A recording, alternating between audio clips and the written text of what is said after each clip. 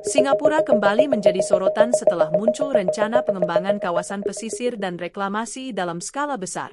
Bagi Indonesia, isu ini menarik perhatian karena Singapura berada sangat dekat dengan Kepulauan Riau, khususnya Batam. Jarak yang berdekatan membuat setiap perubahan garis pantai Singapura selalu berkaitan dengan isu lingkungan, jalur pelayaran, hingga batas maritim kedua negara.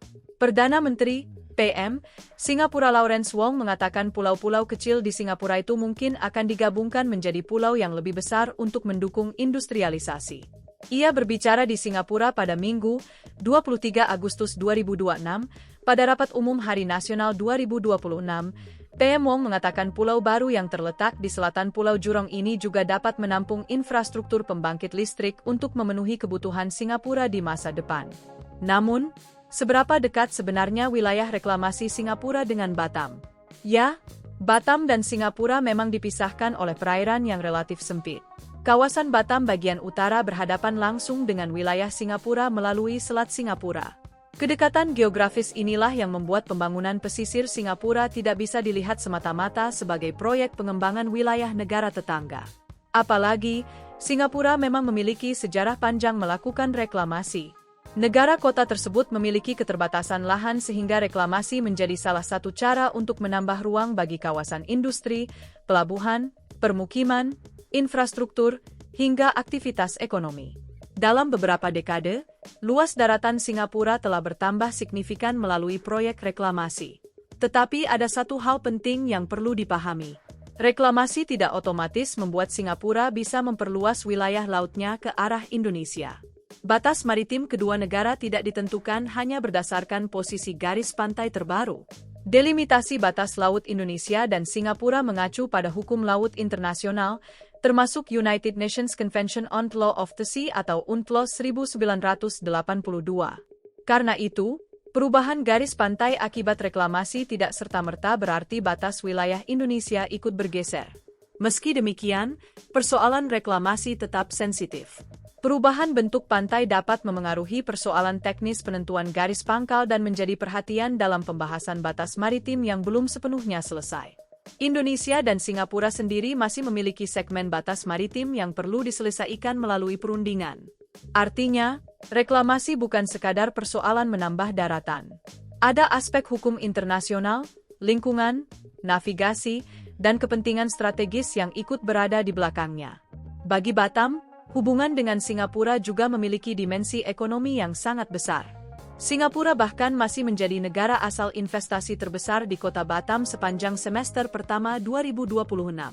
DPMPTSP Kota Batam mencatat realisasi investasi dari Singapura mencapai sekitar 10,89 triliun rupiah, atau sekitar 36,44% dari total realisasi investasi Batam yang mencapai 29,89 triliun rupiah. Hubungan ekonomi tersebut terus berkembang. Pada Juli 2026, pemerintah Indonesia juga menandai penguatan konektivitas digital melalui pendaratan sistem kabel bawah laut Nongsa Changi. Infrastruktur tersebut menghubungkan Batam dengan Singapura dan diarahkan untuk memperkuat posisi Batam sebagai salah satu gerbang ekonomi digital Indonesia. Jadi, hubungan Batam dan Singapura sebenarnya memiliki dua wajah. Di satu sisi, keduanya sangat dekat secara geografis. Di sisi lain, keduanya juga semakin terhubung secara ekonomi dan teknologi. Karena itu, ketika Singapura melakukan pengembangan kawasan pesisir, perhatian Indonesia tidak hanya tertuju pada seberapa jauh daratan Singapura bertambah. Pertanyaan yang lebih penting adalah, apa dampaknya terhadap wilayah perairan Indonesia? Isu ini menjadi semakin sensitif jika dikaitkan dengan sejarah ekspor pasir laut dari Indonesia ke Singapura. Pada masa lalu, pengerukan pasir laut dari sejumlah wilayah Kepulauan Riau digunakan untuk mendukung reklamasi Singapura. Salah satu kasus yang paling sering dibicarakan adalah Pulau Nipah di Batam. Eksploitasi pasir bahkan pernah dikaitkan dengan ancaman abrasi terhadap pulau tersebut. Pulau Nipah sendiri memiliki posisi strategis karena berada di kawasan perbatasan Indonesia-Singapura.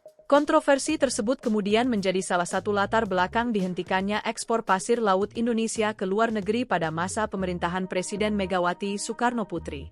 Kini persoalan pasir laut kembali muncul dalam konteks yang berbeda.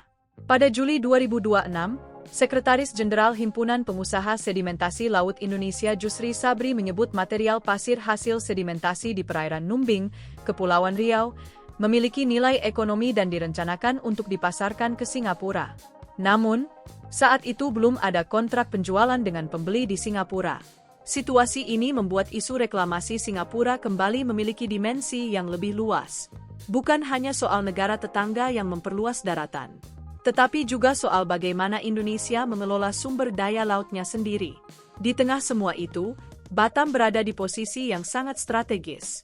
Kota ini berhadapan langsung dengan Singapura, tetapi sekaligus menjadi salah satu pusat industri, investasi, logistik, dan ekonomi digital Indonesia.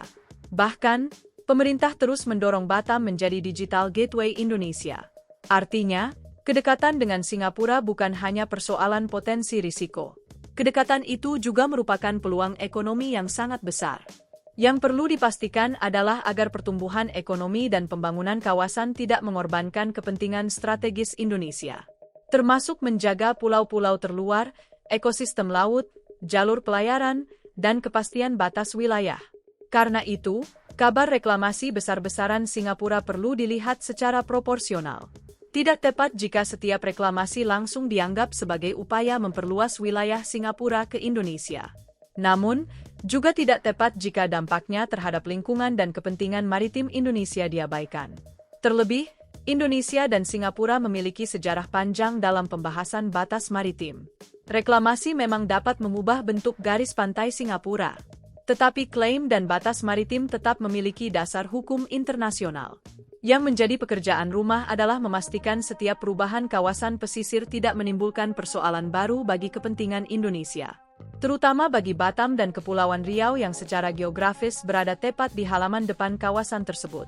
Batam bukan hanya kota yang paling dekat dengan Singapura. Batam juga merupakan salah satu pintu utama Indonesia menuju kawasan ekonomi Asia Tenggara.